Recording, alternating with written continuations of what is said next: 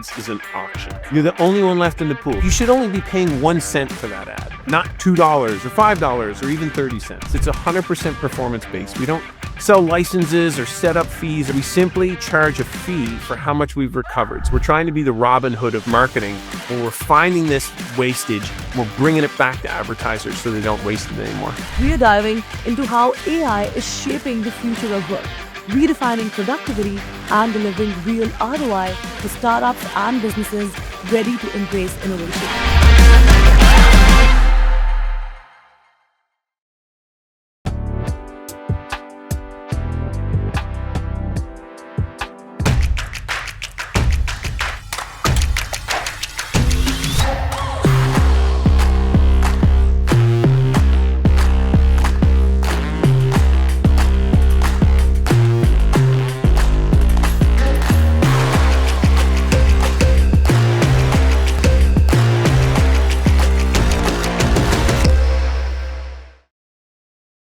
Hello and welcome to the CanadianSME Small Business Podcast. This is Kripa Anand and you're listening to AI for SMBs, a dedicated series where we spotlight the transformative power of artificial intelligence for small and medium-sized businesses in Canada. In this series, we are diving into how AI is shaping the future of work, redefining productivity and delivering real ROI for startups and businesses ready to embrace innovation. Joining us today is John Beresford, Chief Revenue Officer at BrandPilot AI. John is a seasoned entrepreneur, sales leader, and educator, having founded innovative social media platforms and a leading sales training provider for Canadian startups. At BrandPilot, a publicly traded technology company, he oversees all revenue-generating activities for Ad AI, a patented, fully automated system that optimizes ad spend. So before further ado, let's welcome this special guest. John, welcome to the podcast. It's a pleasure to have you with us. Thank you very much for having me. I'm excited to be here. We are excited as well. Now, John, your work at BrandPilot AI tackles a significant issue in the digital advertising world, and that is wasted Google ad, paid search budget. So let's start with the core problem of uncontested ads. From a layman's perspective, Right. What is uncontested ads? Go ahead and explain that. And then how do they cause advertisers to waste their budget without even realizing it? Sure. So to set the stage, most people would know that Google Ads is an auction, just the same way art is an auction. And you're bidding on keywords. And they could be pizza near me, or it could be your own company name. And so the way that Google monetizes it is people are bidding on those keywords and they're paying more and more and more. Mm-hmm. What people don't realize is there's a flaw inside of Google that you've seen every single day of your life. I'll give you an example. Anytime you've Googled something, and if you see that search result page on Google, if you've seen the sponsored ad there, Right. and then right below is the organic listing for the company. So if you try it with a brand like Adidas or something, if you see a sponsored ad for Adidas here, and then the organic listing, that means there's no competition in the auction. Exactly. There's nobody bidding at that moment in time. And so think of it as a piece of art. You're the only one bidding, yet the price is going up, but no one's around you. So that's what's happening inside of Google every single day. And it's costing advertisers money because you shouldn't be paying a high cost per click when there's nobody bidding against you at that moment in time. And just most people don't realize that. It's a pretty unique phenomenon. You're the only one left in the pool, right? You're the only one left in the pool. So in our sentiment is that you should only be paying 1 cent for that ad, not $2 or $5 or even 30 cents. And that's sort of the flaw inside of Google most people don't know about. That's a truly eye-opening insight, John. It's clear that this unseen waste is a major drain on advertisers' budgets, especially for those not fully aware of these, auction mechanics, right? Exactly. And it tends to happen, to your point of how big the problem is. Right. We've got the largest data set in the world. We're the only company that really does all this. The biggest brands in the world are using our technology to solve it. So we can see that it's about 20 to 30% of brand keywords, so the name of your product, the name of your company, about 20 to 30% of those ads have no competition in the auction at any moment in time. And then for non-branded keywords, category words, fitness clothing or something, Right. those would still have no competition, but it's a little less. It's around 5 to 10% of the time. Very interesting. I was actually coming to this only because leveraging the right keywords and deploying AI are critical to optimizing paid search strategy. What role should branded keywords play in paid search, and how does BrandPilot's ad AI technology help stop that wasted spend and protect top organic rankings? Right. So there's two questions there. So the first one was, what's the role of brand Yes. keywords? It's really important, in part because brand keywords have the highest conversion rate. What happens is in advertising, we look around the world, we see messages, we see brand recognition, but then when we come to purchase, what do we all do? You sort of Google the thing. You already Right. know you want to buy it. You know the name of the product. You know the name of the company. Right. Now you put the Google in because you know the answer of the link to buy it is going to come up. So it's really critical. Brand keywords have the highest conversion rate. And all of your other marketing efforts, a lot of times, are going to that search page in Google anyway. That's Right. sort of where you're driving everyone. So you really need to be at the top of it. Mhm. The second piece we're finding is, and this is general guidance for marketers, is that search result page on Google is really important. And it's getting really busy now. Right. So in a search result page, you want to have as much real estate as possible there. You want your content and messaging to be all over it. So there's a phenomena where even for your own branded keywords, you want to have your sponsored ad there Mhm. because it has the right copy, Right. it creates the right buyer's journey, it has the right links into it. But then you also want your organic listing there as well because you own more real estate on the search page. And even then, another tip we would give to small businesses is make sure you do a Wikipedia page for yourself. Uh-huh. It seems silly, but what we're finding is the Wikipedia results will also show up on that busy Google search page. So if you're a small business and someone puts your name in, you want a sponsored ad there, Right. you want your organic listing, but you also want your Wikipedia could show up, and then there'll be AI results. So that's the role of brand keywords. Now, how we help brands is very different. What we do is we've got technology that's automated, and it's really easy. We connect to your Google Ads, Mhm. and then we are basically the only company in the world that can monitor the Google auction in real time. Wow. And when we say real time, we mean real time. Every 8 minutes and 45 seconds, we can detect competition entering or leaving the auction. And what we do is that every time we detect there's no competition in the auction, no one's bidding right now, Right. we can replace your expensive ad with an exact clone that only costs 1 cent. And then as soon as competition goes back in the auction, we go back to the original again, version. We yeah. flip it again because you need to pay $5 a click for that because Right. there's competition in the auction. And so it's by monetizing that hundreds of times a day, thousands of times a week, we can recover enormous amounts of paid search budget back to advertisers so that they can then reinvest it in other marketing activities. Wow, that's, very smart and also a very clear strategic approach, John. It's fascinating how AI can, identify and rectify these often missed, inefficiencies, you can say, turning wasted spend into reclaimed budget. So thank you so much for, highlighting that. Hello, Canadian entrepreneurs. Are you tired of wasted ad spend on Google?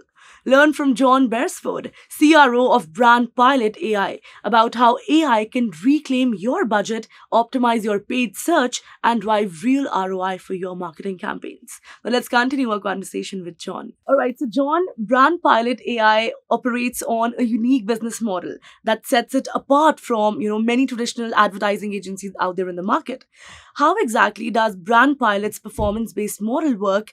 And go ahead and explain the ad AI technology that helps reclaim wasted Google ad spend with full transparency and low risk. Sure. So I'll tell you how it works, and then we'll explain the business model because Sure. we're really proud of the business model. So the way the technology works is we give you a secure email address. And if you've done any Google paid search, Mhm. you would simply add us as a user with standard permissions. Mhm. Same way you would with an agency that's going to help you do your paid search. So it's the same mechanics.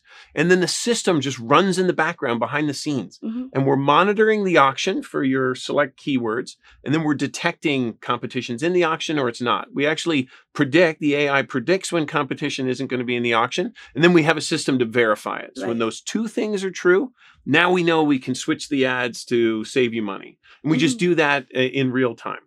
And so Wow. that's how it works. Then the business model we're really proud of. So it sounds crazy and it's too good to be true, but we charge nothing for this. So there's Really? no budget. So the way it works, it's 100% performance based. We don't sell licenses or set up fees or anything. There's no contract. What we do is we simply charge a fee for how much we've recovered. So the system is running. And at the end of the month, we can show you the calculations between how much you would have had to pay Google had we not been using the low cost ad. Right. And so if we've saved you $25,000, we would simply charge a percentage of what we saved you. And that's it. And in certain months, we may save you nothing. There could be lots of competition against your keywords that month. Think of seasonality, Christmas time, ad budgets are really high. There could be in December, we saved you $0, but that means you didn't cost anything. So it's 100% performance based. Wow, that's an incredibly, I'd say, client-centric and transparent model, John. It truly aligns BrandPilot's success directly with the measurable gains, of its advertising, and there's no pressure on you as well, right? And how I understand it, this is a game of opportunity. When you see it, you pounce on it, right? 100%. It's all about the competitive nature of Google ads. Yeah. And so all we're doing is simply helping you not pay for those moments when your competition isn't bidding on your keywords and driving them up. And so that changes. There's a lot of variables that fluctuate. So it could be seasonality. It could be your competition's in the auction or not. And so that's why this performance-based model is so great for advertisers. It makes it just a no-brainer. Lovely. Definitely, I agree with you. BrandPilot's AI performance-based model clearly represents a pioneering approach to delivering tangible, risk-free ROI for advertisers. All right, it's time for a short break right here, but don't go anywhere. We'll be right back with more valuable insights from John. Stay tuned. Hey, you think you know UPS? Yeah, that's us. Everybody knows that. You know what you didn't know? This. Okay, try to keep up. Ocean, us. Ground, rail, air, so us. Guess who? Us. Customs cleared, borders cleared, done. Us. Still with me? Wait for it. Boom. Us. Intelligent, automated, fulfillment. Us. Yep, healthcare too. Digital your thing?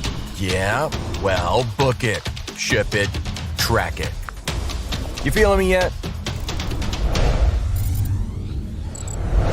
Yep, that's all us. That's all UPS.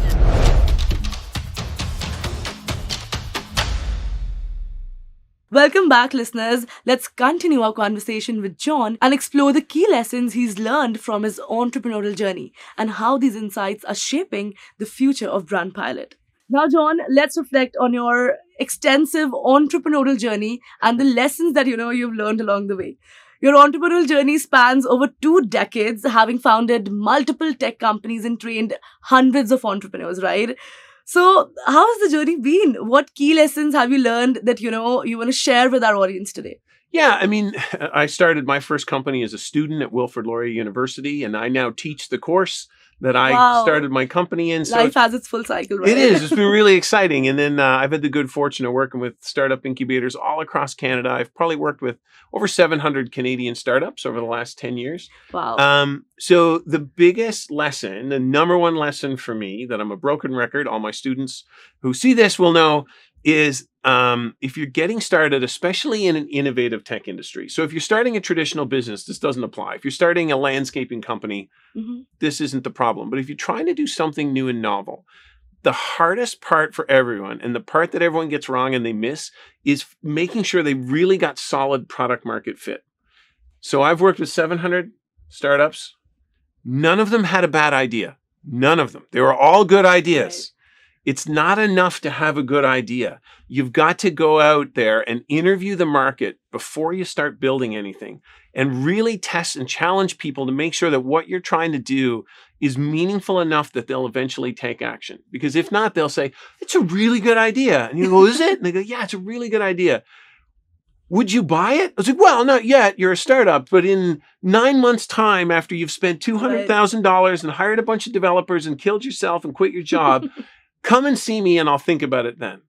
And they're like, oh my, you can't allow for that. So as startups, you've got to find ways to personally engage the market, interview them, and really stress test your idea. And I encourage everyone to try and make the conversations a little bit challenging.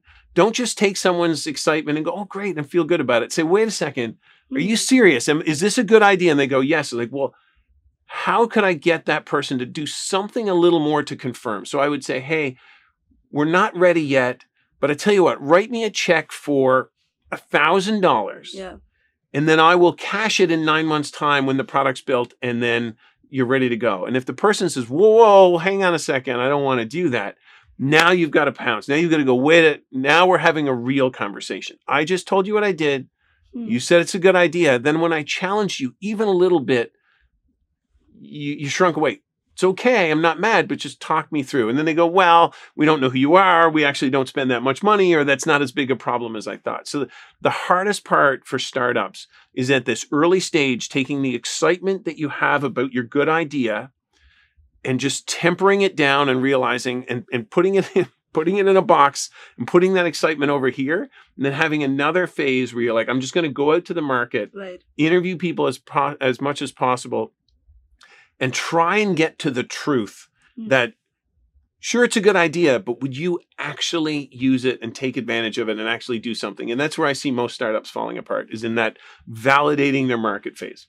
Wow, that's such a valuable insight, John.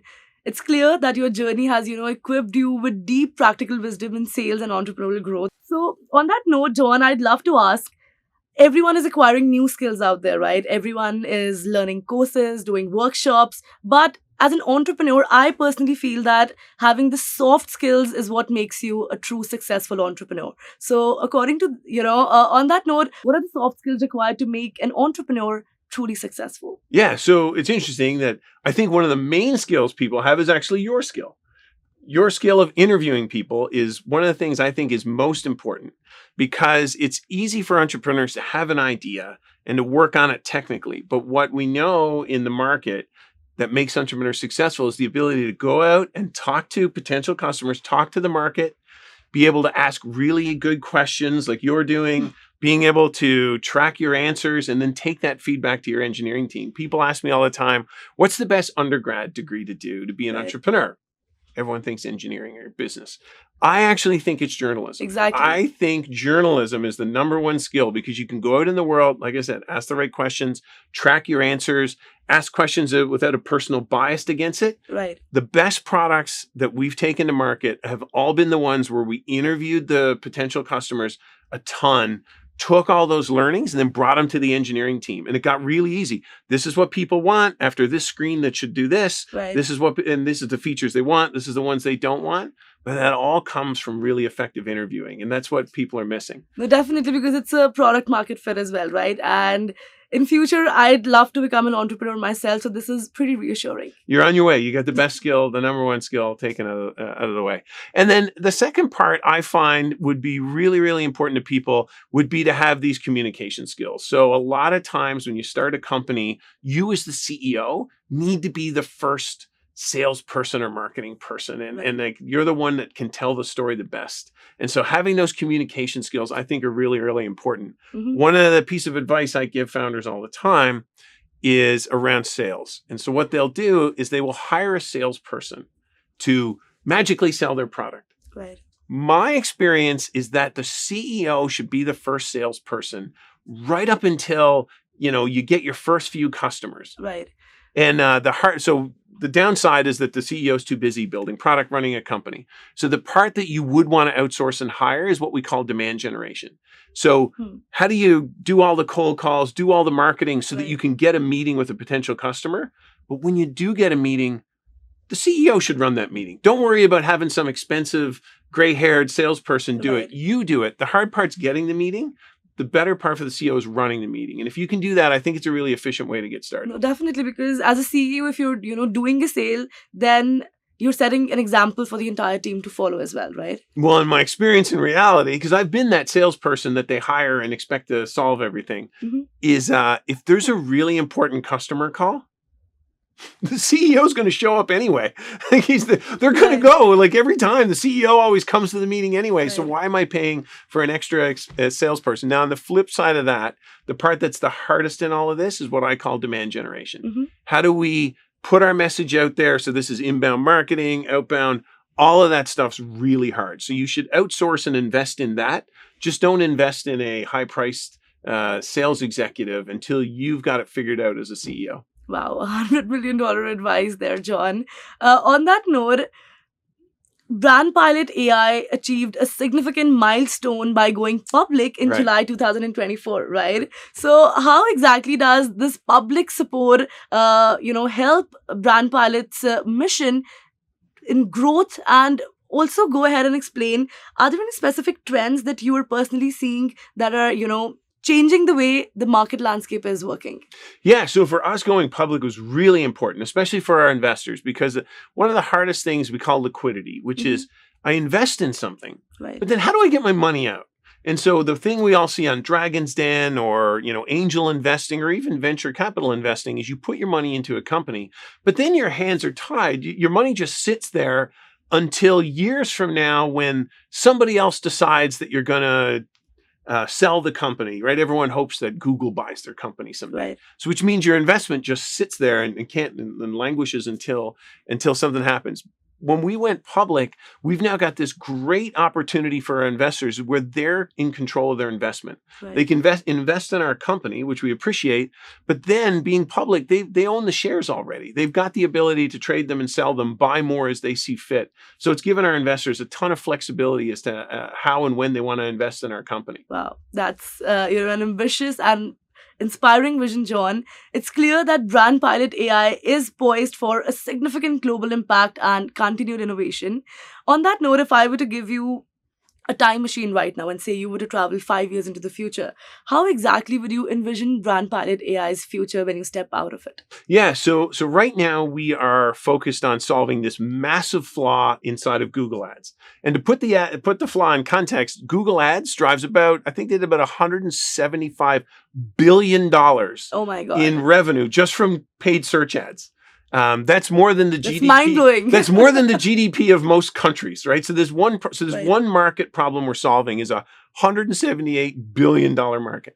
So we're starting there. But the big mission for BrandPilot is we're focused on finding these opportunities where there's ad waste or in some cases even fraud. We're helping marketers really fine-tune their budgets and identify what parts of their budgets are being spent, which ones are being wasted, and which ones could be optimized. So the whole vision of us is being able to do that. So right now we do that for paid search. The vision for BrandPilot in the future is we're going to find these optimizations and fraud. We call it fraud, waste, and abuse. We're going to find those opportunities in all other forms of marketing, programmatic, paid, who knows, maybe even podcast marketing. We could figure out optimizations there. But that's the vision for us. We're trying to be the Robin Hood of marketing, where we're finding this wastage and we're bringing it back to advertisers so they don't waste it anymore. Wow, the future definitely looks very promising. You've painted quite a picture there, John. I'm loving this conversation and I don't want this to come to an end, but due to time constrictions, we'll have to let you go. But before we do that, if there's one piece of final advice that you have for our listeners today, specifically about optimizing ad spend and building a strong, resilient team and brand around it, what would it be and why? Yeah, the optimizing ad spend advice I would give is the one I gave before, which is the search result page is really important now, and you can impact it. It's not just your logo anymore, right? Or it's not just your paid search ads or your organic listing, right? We know that Google drives so much of maybe everybody's business these days. Figuring out how you can own more of that real estate and that search results page is really important. And once again, having your sponsored ad and your organic ad show up at the same time, it's great. And then having things like a Wikipedia page that'll often get summarized. And then from an AI standpoint, what you'll see in search result pages is an AI summary. Start to learn more about how you can impact what is coming up on that AI summary. It's almost like the SEO of 2025 is how do we make sure our message is also getting summarized by the AI results. So that's the big piece. And then, of course, we would love to entertain anyone working with us. You shouldn't pay more for Google Ads than you have to. And that's where we come in and help. Lovely. That's a very powerful message. It was an absolute pleasure having you on the podcast, John. It's been a pleasure. Thank you so much for having me. It's great. And I look forward to seeing your business idea in one of my classes next year. Oh, yes, definitely. And before that, we are going to invite you for an episode 2.0 where we'll dive deeper into so many things that I'd want you to talk about here. We appreciate it. All right, that was an insightful conversation with John Beresford, Chief Revenue Officer at BrandPilot AI, on Google paid search waste, the strategic role of branded keywords, and how AI helps optimize ad spends, and BrandPilot's unique performance-based model. To all of our listeners, thank you so much for tuning in to the Canadian SME Small Business Podcast. We really appreciate your continued support. Be sure to subscribe to our podcast for more expert insights and resources that can help your business thrive. You can also visit our website, CanadianSME.ca. And lastly, a very special thank you to our podcast partners, RBC, UPS, A1 Global College, ADP, and Google for their ongoing commitment to empowering SMEs in Canada. So, until next time, keep innovating and striving for success, and we'll see you in the next episode. Kripa Anand signing off.